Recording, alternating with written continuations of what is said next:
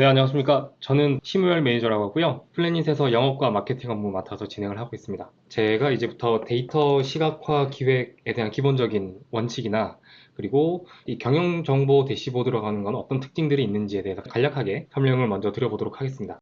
경영 정보 시스템이라고 하는 약간의 좁은 범위에 대해서 말씀드리기 전에 데이터 중심의 문화라는 거에 대해서 조금 크게 말씀드리고 나서 세부 주제로 넘어간다라고 한다면 포춘 1000대 기업 기준으로 봤을 때 99% 정도의 회사들이 데이터 중심으로 투자를 더 많이 하겠다라고 이제 계획을 밝혔다고 합니다. 그만큼 데이터라는 게 중요해지고 있고 데이터 중심으로 기업을 운영을 했을 때 효과를 보는 곳들이 많이 생기다 보니까 많은 회사들이 그런 방향으로 운영 방침을 정하고 있다 이거 같은데 사실 방향은 그렇게 세웠으나 실제로 그렇게 되고 있냐를 보면 그렇진 않은 것 같아요. 95% 정도의 회사들이 데이터 중심으로 문화를 바꾸는 데 있어서 어떤 어려움을 겪고 있다라고 한다든지 아니면은 데이터 분석의 스케일을 늘리는데 어려움을 겪고 있다라는 회사들이 많이 있는 것 같아요. 그러면 데이터 문화라는 게 어떤 거냐? 문화라는 말이 굉장히 포괄적인 뜻을 담고 있다 보니까 한마디로 짧게 설명드리기는 쉽지 않겠습니다만 왼쪽에 있는 문제들을 겪고 있는 조직이나 회사들이 이 문제들을 해결해 나가면서 오른쪽 방향으로 나아간다라고 이제 봐주시면 될 것 같아요. 예전 조직 문화 아니면 의사결정 방식들을 생각을 해보시면 아시겠지만 지금 요즘 날씨가 이런 걸 보니까 이렇게 하는 게 맞는 것 같아 라는 식으로 직감이라든가 운에 기반해서 그 의사결정 내리는 경우가 되게 많았던 것 같습니다. 이거를 조금 더 적극적으로 문제를 해결하기 위해서 데이터를 기반으로 문제가 뭔지 인식을 하고 그 문제의 원인을 파악하고 원인을 해결하기 위한 해결책들을 모색하고 그 해결책들을 실행해 본 다음에 그 데이터를 가지고 다시 한번 시도를 하는 것들 이런 식으로 데이터를 활용한다는 게 있을 것 같고요. 그 다음에 조직마다 사일로가 있어가지고 소통이 안 되는 경우도 많았던 것 같아요. 사일로가 있는 환경에서는 다른 조직들이 뭘 하는지 모르기 때문에 결과적으로는 똑같은 일을 똑같은 노동력을 들였다는 문제가 있었던 것 같아요. 근데 그런 것들을 이제 데이터 중심으로 바꿈으로써 전사의 데이터 시스템을 통합함으로써 이제 하나의 시스템 위에서 정보들을 공유하고 소통할 수 있게 되는 것 같고요. 업무하는 방식들을 나눔으로써 생산성을 높일 수 있을 것 같다. 컬처라는 말이 사실은 컬티베이트, 그러니까 같이 농사를 짓고 목축을 하고 하면서 만들어지는 공통된 생활 양식 같은 거를 말하는 게 컬처잖아요. 아무래도 이제 함께 살면서 여러 가지 정보들이 만들어지는데 그 정보들을 기록하기 위해서 문자라는 게 만들어졌을 거고 그 문자를 해독하기 위해서 리터러시라고 하는 말들이 만들어졌던 것 같습니다. 기업이나 조직이라고 하는 이름으로 모여서 함께 일을 하면 이제 일종의 컬티베이트를 하는 거죠. 그런다고 했을 때 여러 가지 업무하는 방식들, 의사결정 문화들이 만들어질 텐데 데이터를 수집하고 저장하고 처리하고 시각화해서 분석하는 것까지 이어지는 데이터 문화라는 게 만들어지려면 필연적으로 조직 구성원들이 데이터 리터러시라는 거를 갖추는 게 중요할 것 같습니다. 이 데이터 리터러시를 갖추기 위해서 필요한 스킬들이 어떤 것들이 있냐라고 한다면 수집된 데이터를 활용하기 쉬운 방식으로 처리를 하고 그 처리된 데이터를 시각화하고 분석을 한 다음에 그렇게 분석된 결과물을 가지고 데이터가 담고 있는 의미를 해석을 해서 그 해석된 결과물들을 하나의 스토리로 엮어서 풀어낼 수 있는 것까지가 데이터 리터러시 스킬의 범위라고 할 수 있을 것 같습니다. 이런 스킬들을 조직원들이 갖추게 되었을 때 데이터 중심의 문화가 만들어졌다라고 할 수 있는 것 같고 다만 이제 여기까지 나아가는 길이 어떻게 되느냐 하는 게 이제 관건이 되겠죠. 다행히도 IT 분야의 기술이 굉장히 눈부신 속도로 발전하고 있지 않겠습니까? 그러니까 하드웨어들이 굉장히 많은 리소스를 제공할 수 있도록 발전을 하고 있고 태블로를 비롯한 여러 가지 BI 솔루션들도 지금 나오고 있어가지고 데이터 분석 이런 작업들을 편하게 할 수 있게 되는 것 같습니다. 뿐만 아니라 데이터 전처리라든가 추출이라든가 이런 작업들을 지원하는 DBMS 기술들도 굉장히 빠르게 발전하고 있고요. 근데 기술이 발전한다고 해서 이게 바로 저희 업무에 반영되는 건 아닐 것 같습니다. 각 업무 분야별로 데이터를 기반으로 업무를 전환을 하자라고 하는 니즈가 많이 커지셨을 것 같고요. 한편으로는 데이터를 활용해서 의사결정에서 업무를 진행해본 경험들이 쌓이면서 데이터를 이렇게 활용하는 게 우리 업무에 도움이 되는구나. 앞으로는 이런 방향으로 더 나아가자라는 식의 의사결정들이 계속 있을 것 같습니다. 이 기술 발전 그리고 현업의 니즈가 이렇게 변화하는 부분 이런 것들을 종합을 해봤을 때 데이터 시각화라는 게 이 두 가지 부분을 다 통합해서 제안 드릴 수 있는 좋은 방법론이 아닌가라고 생각을 하고 있고요. 그래서 저희 회사 같은 경우도 BI 대표 기업으로서 데이터 시각화를 중심으로 업무를 진행을 하고 있습니다. 짧게 퀴즈를 준비했는데요. 여기서 숫자 9가 몇 개인지 한번 봐주시면 감사하겠습니다. 10개잖아요. 한 500여 개 정도 되는 숫자를 그냥 늘어났을 때는 보이지 않던 것들이 여기서 작은 색상 변화 작업만 함으로써도 우리가 봐야 될 정보들을 빠르게 찾을 수 있게 되는 것 같습니다. 또 하나 작은 퀴즈를 준비를 해봤는데 컨슈머에서 매출이 5번째 제품은 어떤 걸까요? 기업 고객에서 매출이 가장 많았던 제품은 뭘까요? 이 표를 굉장히 심오한 작업을 한 게 아니라 요 정도의 변화만 줘도 똑같은 문제에 대해서 답을 찾기 훨씬 편하지 않으신가요? 그러니까 데이터 시각화라는 게 보고 자료를 예쁘게 잘 디자인해야 된다라든지 보기 좋게 잘 만들어야 된다라든지 이런 걱정들을 많이 하시는데 우리가 봐야 될 정보들이 눈으로 바로 전달되도록 색상이라든가 이런 약간의 작업만 해도 충분히 좋은 시각화다. 시각화의 출발점은 여기서 보시면 될 것 같다라고 저희는 생각을 하고 있습니다. 데이터 시각화를 한다고 했을 때 전주의적 시각적 요소 이런 원리를 활용을 하고 있거든요. 풀밭이 이렇게 쭉 펼쳐져 있는 와중에 가운데 보시면 눈에 띄는 게 하나가 있잖아요. 저희가 이게 뭐다 라고 의식을 하기 전에 이미 눈이 먼저 이곳으로 간다는 얘기입니다. 그래서 일정하게 반복되는 패턴 속에서 눈에 띄는 것들을 어떻게 배치를 하느냐, 그게 이제 시각화의 기본적인 요소라고 봐주시면 될 것 같고요. 데이터 시각화를 한다고 하면 이런 그 기본적인 방식들을 활용합니다. 보시면은 파란색 상자가 있는 부분은 형태 가지고 작업을 하는 건데 각도를 약간 틀어준다든지 길이를 약간 조절한다든지 아니면 굵기를 조절한다든지 아니면 크기를 조절을 해서 일정한 패턴들이 반복되는 속에서 이거 특이하다 이거 이상하다 라고 눈이 먼저 가도록 하는 거. 그 다음에 초록색 상자 같은 경우는 색깔을 가지고 하는 거. 그 다음에 노란색 상자 같은 부분은 위치를 가지고 하는 거. 이런 패턴에서 그 부분을 눈에 띄게 만드는 거. 요걸 이제 저희가 데이터 시각화의 출발점으로 생각을 하고요. 보통은 표 형식으로 데이터를 많이 보고 계실 텐데 위치를 활용한 분산형 차트, 지리적 정보까지 활용한 지도 형태의 차트, 각도를 가지고 만드는 라인 차트, 그 다음에 크기와 색상을 가지고 만드는 트리맵 차트들을 활용을 하시면 그 표 형태로 봤을 때 잘 안 보이는 내용들도 조금 더 빠르게 편하게 파악하실 수 있을 것 같습니다. 데이터 시각화라는 게 실제로 의미가 있고 가치가 있느냐라는 게 궁금하시다면 저희가 태블로사와 함께 제공하고 있는 데이터 미더 워크숍이라고 해서 태블로라는 거를 아직 접해보시지 못한 분들, 근데 우리도 BI를 구축을 해서 데이터 시각화를 해보고 싶으신 분들께 추천드리는 워크숍이고요. 우리가 태블로라는 걸 도입을 했지만 이걸 실제로 내 데이터를 가지고 어떤 작업을 어떻게 해야 될지 모르겠다라고 하신다면 데이터 드리븐 디시전 메이킹 워크숍을 추천드립니다. 내가 가지고 있는 데이터들이 어떤 것이고 내가 업무적으로 가지고 있는 과제들은 어떤 것인데 이 과제들을 내 데이터로 가지고 어떤 식으로 풀어내면 될까, 어떤 대시보드를 기획할 수 있을까, 그 결과물을 만들어내는 워크숍이라고 보시면 되겠습니다.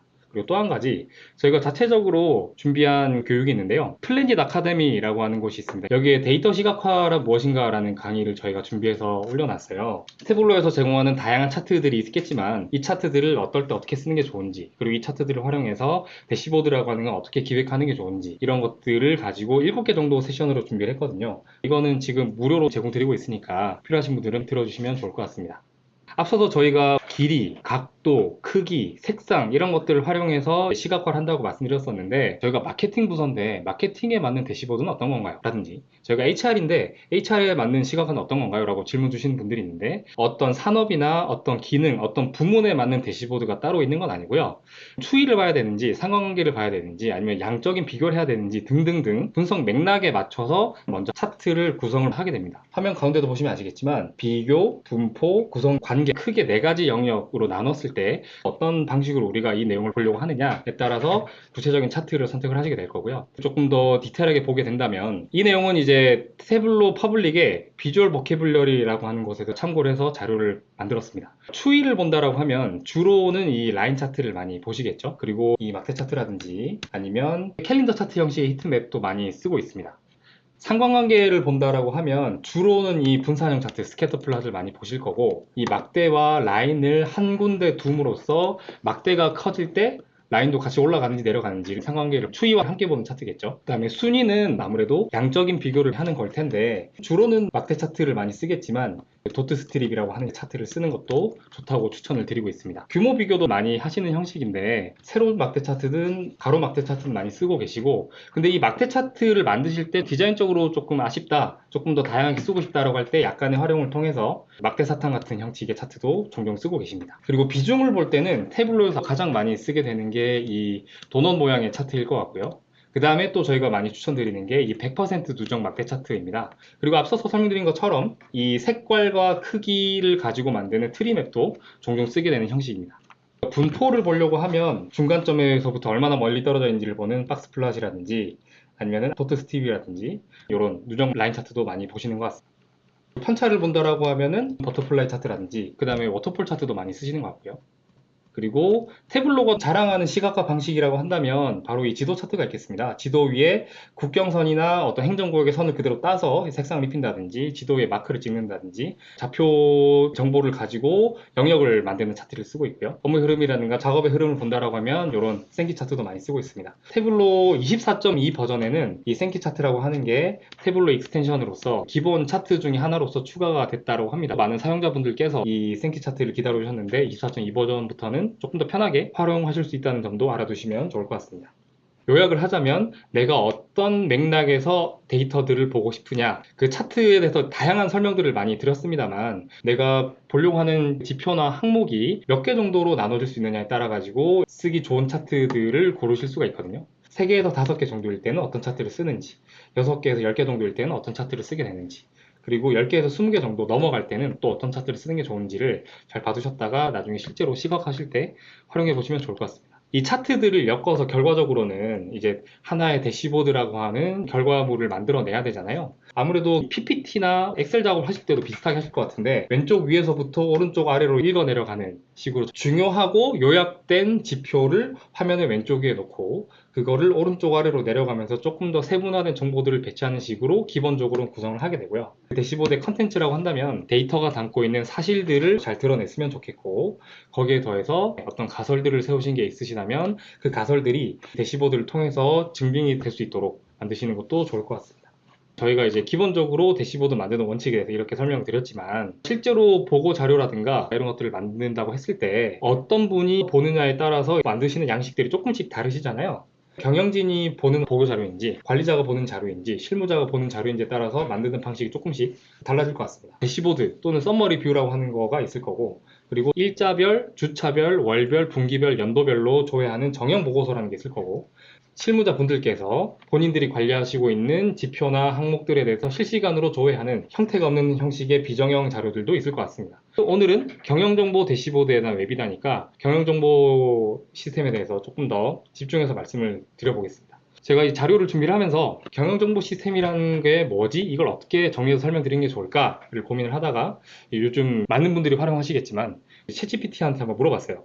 저희가 실제 업무를 하면서 EIS를 다룰 때 생각하는 내용들이 잘 정리된 것 같아서 일단 가지고 와봤습니다. EIS 정의라고 한다면 최고 경영자나 고위 관리자들을 지원을 하면서 전략적 결정을 내리는 데 도움을 주는 시스템이라고 하고요. 그걸 하기 위해서 이제 EIS가 가져가야 될 기능이나 역할이라고 한다면 전략적인 정보를 제공할 수 있어야 되고 그리고 요약된 데이터를 제공해야 되고 데이터 접근성이 좋아야 되고 그리고 사용자 친화적 인터페이스를 가지고 있어야 되고 그리고 실시간 정보를 담고 있어야 되고 맞춤형 보고서를 만들 수 있어야 된다고 합니다. 이미 이 한 6가지 내용만 봐도 경영정보 시스템과 경영정보 대시보드라고 하는 게 크게 다르지 않은 거라고 보시면 될 것 같아요. 뭐 조금 세부적인 내용을 보면 EIS에서 핵심 성과 지표나 필수 데이터를 제공해야 된다는 게 있고 그 다음에 대시보드 그래프 차트 등을 통해 시각적으로 표현한다는 내용이 이미 있습니다.